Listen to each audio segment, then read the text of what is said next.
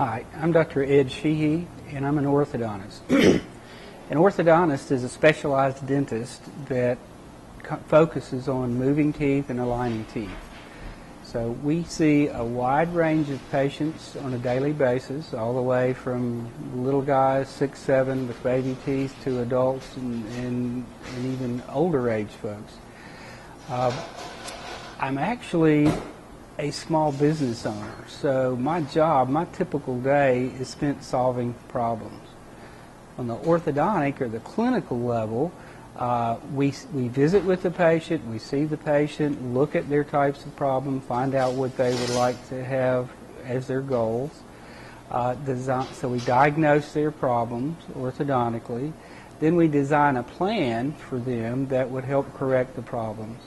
And at that point, we build a mechanical system with braces to physically help move the teeth, and it can be of any number of different appliance forms that we use. And then we put the braces or the appliance on the teeth and start the movement. Typically, it's a long, drawn-out affair in that we see someone for at least a year to 2 years to get their teeth straight.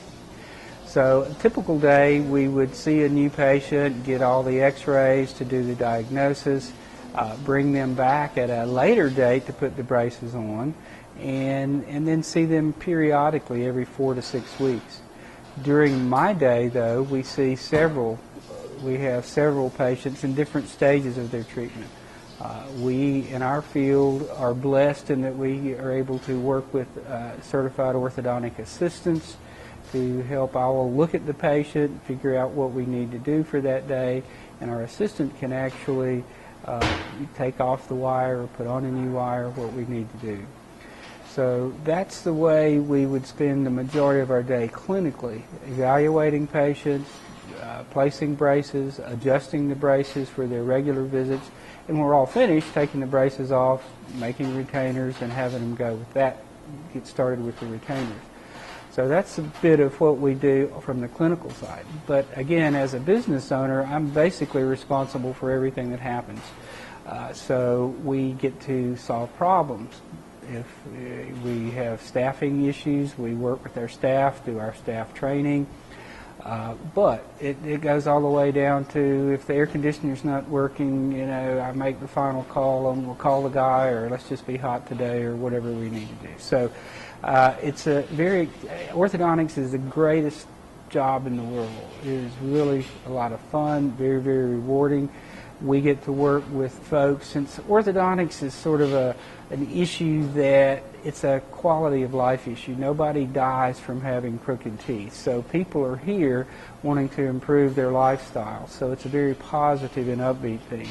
And we work, our staff and our philosophy is to try to have as much fun and enjoy that along the way. So we would typically in our practice we may see 50 to 70 patients per day, relatively short visits to adjust their braces and keep them going. The qualifications and requirements to become an orthodontist are that you have to have a basic college degree, typically a 4-year degree, and primarily you're going to have a core curriculum of science-related classes that will be required before you enter dental school. But essentially you get a 4-year degree. Dental schools are very competitive. You have to have a very good grade point average. There are entrance requirements to get into dental school. There's a dental aptitude test that you take, and that is weighed heavily on your application. But once you're finished with your college degree, you go to dental school, and dental schools are typically 4-year programs that review the basic sciences and then get into the dental curriculum, learning the anatomy, the dental pathology, all the things that you would need to be able to be a family dentist. At that point, you graduate from dental school, and some folks go out into practice for a while, or they may go to a different residency. But to become an orthodontist, you then apply to a college or dental school related orthodontic training residency program, which is 2 or most of the time 3-year specialty program. During that time, you focus strictly on the orthodontics, learning how to recognize the problems and all the different approaches and mechanical ways that you can correct the problems. And so it's a lot of clinical stuff at that point, but still you have to, there's stuff like statistics. You have to be able to do research and read research papers and understand the statistics that was used to come up with their results and their analyses.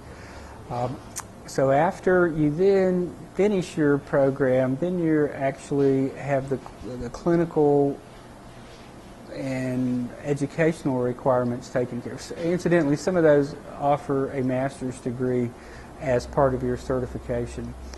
And at that point, most states you would go practice in would have some sort of dental licensure board. You have to have your get your dental license for that particular state, and then you'd be ready to start your practice.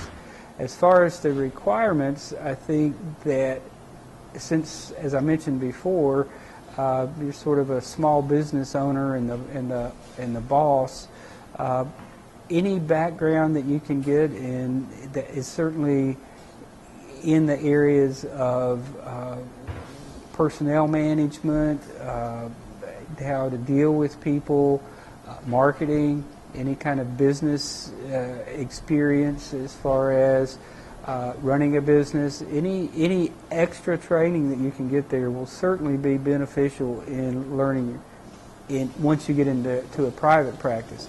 Because in dental school you're really focusing, and in orthodontic school, you're focusing on the clinical, the dental, the very scientific areas. So there's no time for training and learning how to run a business, how to do the accounting, etc. So any experience you can gain on your own or through coursework, I think, can be very, very beneficial.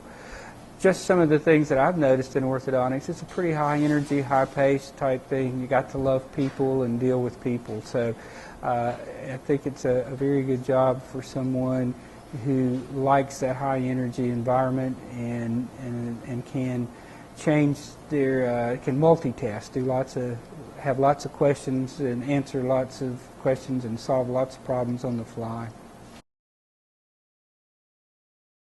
The best part of my day as an orthodontist is usually when we get to the end of treatment and we're ready to take someone's braces off. It's sort of a delayed gratification. Usually it's taken a year or two to get the results that we need.